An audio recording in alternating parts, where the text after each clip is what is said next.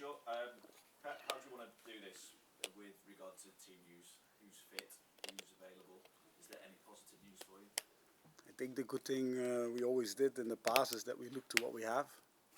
So to start with that, because it's also good in life, no? To just accept what you have and don't look what you don't have. So that's what we're trying to do. It brought us success in the past.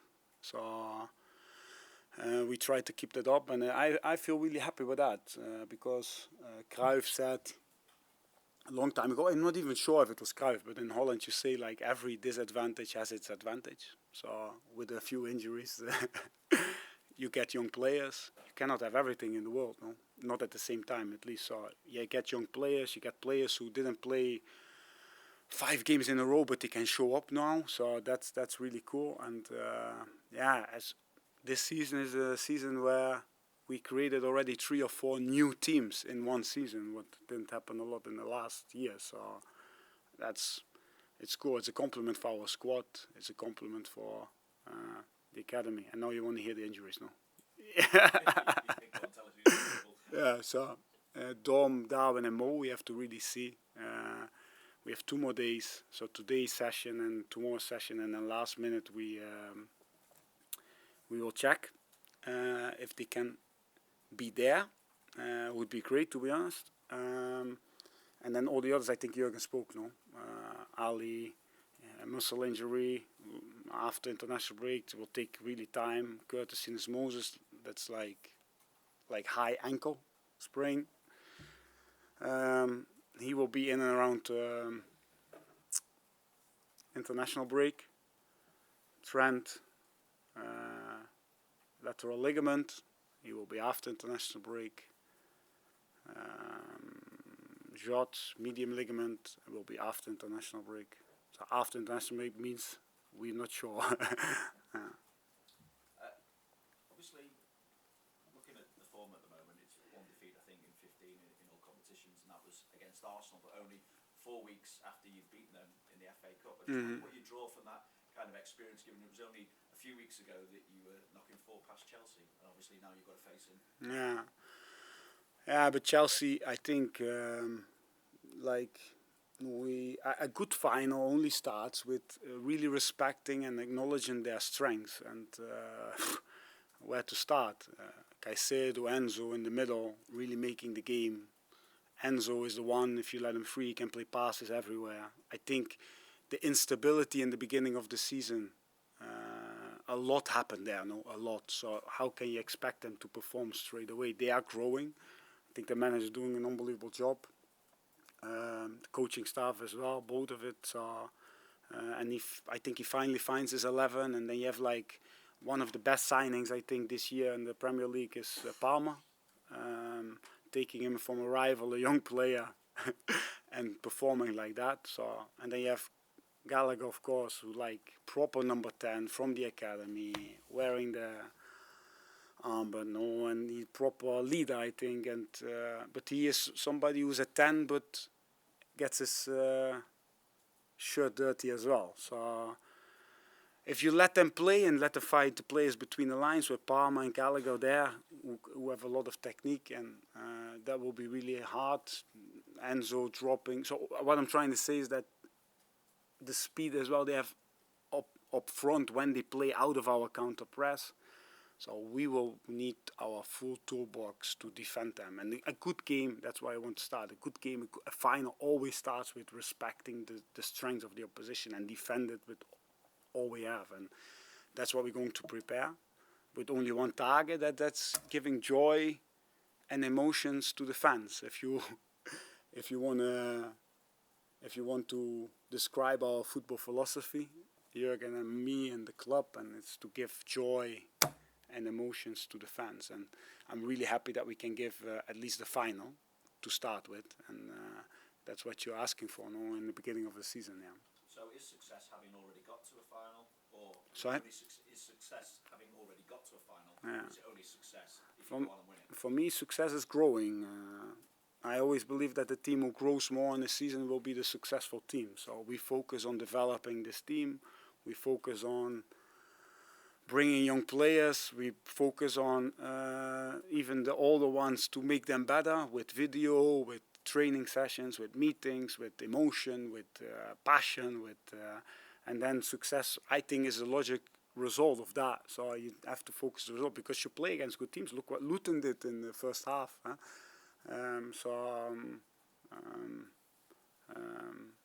But Liverpool Football Club is made for major trophies, no? And each year we should fight for them. That should always be the target. And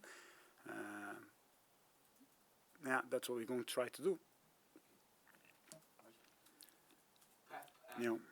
what would it mean to this team to actually lift this first trophy of the season? Liverpool have got a fabulous record in the League Cup and it's many guises, but to this new Liverpool 2.0 that's come together so quickly, how could it enable even more progress, build momentum between now and the end of the season if you are successful? Yeah, but 95 minutes against a really good opponent. An opponent who last week drew against City in a really special game, I think. But it helps, of course, if you. But I think the most important thing is the way we're going to play there. For me, that's the main thing. That if we can play like the second half against Luton.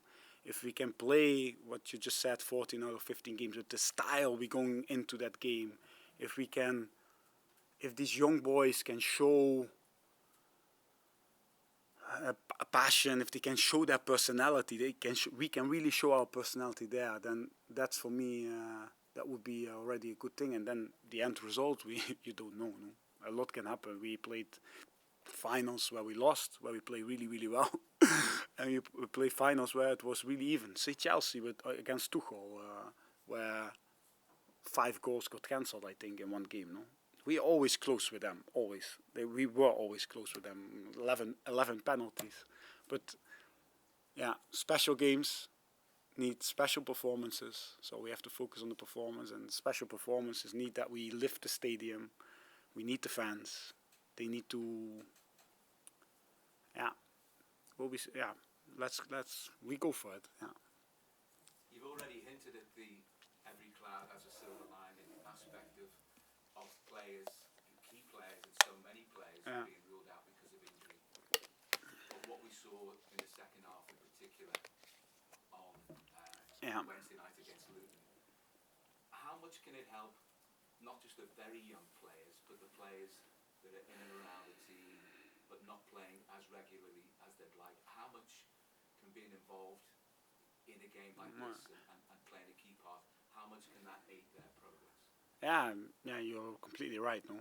You're on the spot side.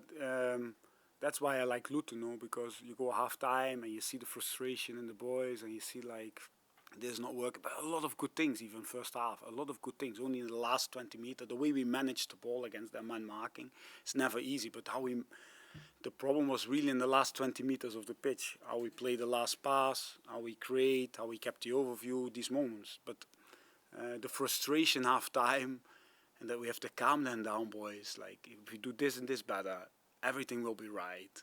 Give them patience, give them faith, give them belief. And that's why I was so pleased as well, because you know that game is really important going into a final. What I said, because these boys have to do it for us, no? So they need to grow and they need to find connection with each other. It's different, no? If you play Mo, Darwin, Lucho, or you play Lucho, Cody, Javi. I'm not saying quality, because all 5 of our strikers scored 10 plus goals already this season. So what I'm trying to say is that football is a team sport. It's about how they work together, and that needs time. And that you can only do that on the training pitch, the meetings, blah, blah. But the main thing is the game. When it gets difficult, when you're 1-0 down, how they then start interacting with each other. And that was the most special thing of the night, because they were growing, and it helps if you play towards the cup. So anyway, great second half. And the boys were growing, so these young boys need that, no? And then Bobby Clark comes on, James McConnell comes on, and they show in like 15 minutes what they are all about. And then you think, wow, the last 10 years we created culture in this club. We created some real culture. Yeah. Thank you. So, yeah. Found himself in the team at the moment. So who? Kelleher's Queef, yeah. team at the moment with Alisson's injury, although being the hero in a League Cup final against Chelsea is nothing new to him. He does have the shirt for this all-important stage in all the competitions. Just wondering how you feel he's developed since you've known him and how he takes on that added responsibility. I still know his first game, Derby away, nobody watching. On a pitch, not the main pitch, no, they put us on like the 6th pitch or something with the white fence. I still know, save a penalty there. And you saw a boy, 15 years old, not an easy situation, and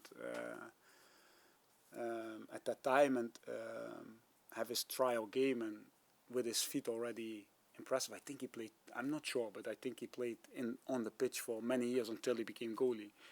So, yeah, we all know about his strengths. I'm really pleased for him, what's happening, and it's for a club as Liverpool, you need 2 good goalkeepers, and really happy that we have. And it's really special, and a compliment for John, for Jack, for Tafa, for the guys at the academy, because we produce some good goalkeepers already, but Queef is probably the most outstanding one, and was most complete.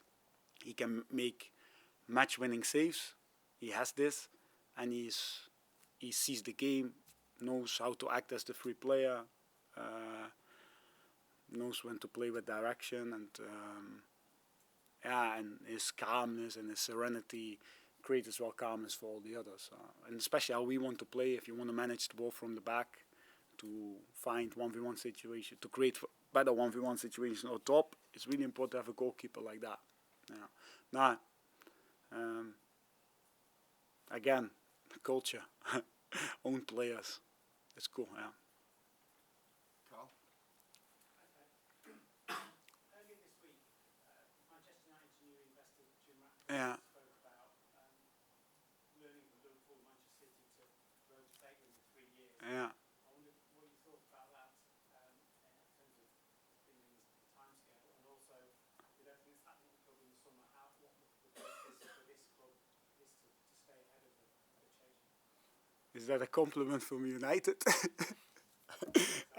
That says everything, no? If we get compliments from them, yeah. And about the summer, nobody can replace Jurgen Klopp, no. But I think the past showed already a few difficult transitions, and what was the most difficult transition inside this club was Shankly saying, "That's me," and then Paisley stepped up. And what I'm trying to say is that Paisley was completely different than Shank. So it shows that we as a club, we have to search for someone who wants to grow, who has the mindset to develop. But it's not for us. The owners can make good decisions about that. But I think we did the right thing by announcing early, so the club has real time, and to make this transition smooth. But the past already showed that it's really possible. Look, the best team, say the Guardiola team of Barca, he says out of nothing, "That's me." And then Tito took over, no? And that's the highest win ratio ever. That was probably the most difficult transition in the last 15 years. I was at Porto when Villas-Boas won 4 trophies. Europa League in Dublin, UEFA Cup at the time. I was there already, so championship away at Benfica in the stadium, and then Vitor Pereira took over, and Vitor was completely different than Andre, and became champion the year after. And for Porto, that year was the biggest year ever. What I'm trying to say is that they don't have to replace Jurgen; they have to find a good manager, no? Because nobody will replace Jurgen.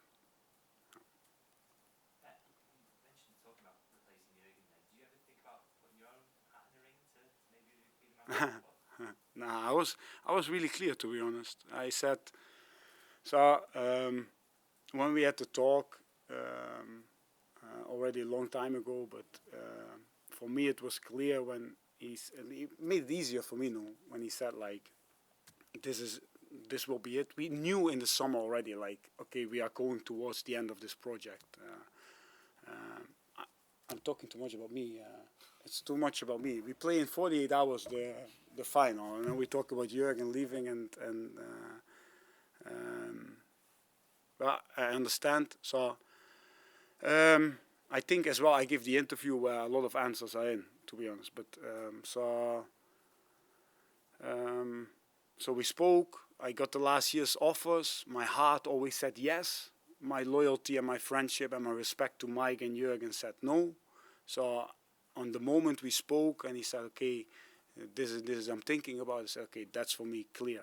I will go and manage because we will end this project together. Because I feel it's a project of a lot of people, and I feel that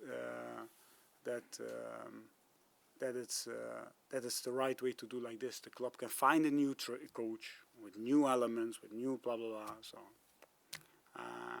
but I'm excited to manage. I'm excited to go and to find the right club, a club who really wants. But until the last final of the season, I'm focused on Liverpool. I'm not even know what's happening now. That's why we have agents, no? So, Sorry, Pep, so one about yeah. you. I mean, you've come from coaching the academy to obviously Yeah. assistant manager, and you've seen the fruits of the labour of the academy, and when you're up the other night, you've got James Downs who's not 18-year-old who only made his debut on 21s at the start of the year. Mm-hmm. How proud are you of the progress and the state of the academy you are leaving Yeah. in the summer and what's coming? Yeah, the dream was to prove the world that it's possible even on this level, because in the Premier League, and not just to prove that you can bring young players, but you bring young players and win, because the academy is created to win, to bring players who can win you games and can win you trophies, because Liverpool Football Club is about this. So yeah, I'm really proud. I always believed in it, and how I said it now a few times, we really created culture that this one club mentality, that from a young age we play in a certain way. When we have scouting meetings, we know what's in the second team. If we have to buy a right fullback, yes or no, then we show big balls to go for the academy player. We have a loan manager in place for all these years who can control at least the uncontrollable. We try to. It's not easy, but like you really focus on this because some players just need a few more years or a different experience. Then you have players who can just come in. So everything was based about creating culture, like stability. Okay, we want to play this way. We believe in this.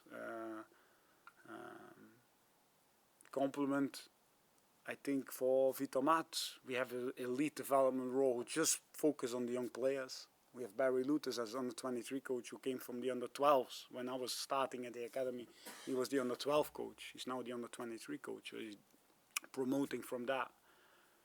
They have Alex Inglethorpe, who was as long as Jürgen or longer in the club. So that's what probably Man United is mentioned. I mean, this structure, this culture, and that takes time. But you need good people to believe in certain processes. And when the difficult decisions come, that's where you have to make the difficult decision, or not the decision where you believe in your own. And I think Conor Bradley is a prime example. Trent Alexander is a prime example, and so many. Cruyff is a prime example. That creates a healthy club, and that creates that 200 young boys who are training now there every day, Scousers, who are 10 years old and wear shirts, and that they dream and that they hope, and that's down to not as much the academy director or the first elite development coach, but that's down to the manager in the end, because you can have the best academy in the world. In the end, he has to trust them, and he needs to create space in the squad, and he needs to make all these decisions, because in the end he wants to win, and the players, yeah. So it's cool. Jamie, last one. I think since the announcement, you've had 6 games, won 5 of them. And I think a month ago there was a fear that it could have been a distraction. That hasn't happened. Have you talked about that as a group? Do you think that has brought everyone closer together, maybe even provided a bit more focus to ensure that this era ends on? I think you underestimate our squad. The personalities in it, they've been through a lot already. Say recent history, but also how they grew up. A lot of these boys had to show character from a young age. Not everything went easy for them. You guys know better than me, but a lot of us get a lot of criticism. So we grow with this. It only feeds us. So and all these boys, they know how to deal with it. They're not kids anymore, and they have a lot of passion for this club, a lot of love for this club. I think they all want to do the same. Jürgen was good. I think he said we sign a 1-year contract each season. So this 1-year deal together with us, and we try to fight but we never make it more complicated than it is. And I like that. We just the next game, that's our final. I know it is a final, so that's good. But let's give everything to win that one, everything on this planet, and try to give joy and emotion to the fans. And it's not much more than that. And we look what we have. But yeah, Virgil van Dijk, captain, Robertson, all these boys in the leadership group. Then talent who are probably the 24, the 25-year-olds who just want to win. And a lot of these boys, they didn't win nothing with Liverpool yet. So of course they give everything, despite the manager says that he's leaving. So now we are stable enough to deal with it. That's what I thought before, but you never know. But I agree. Yeah, that's of course in the back of your mind. It's like, oh, but again, yeah, I trust the squad enough. We trust the squad enough that he could deal with that. Yeah. Yo.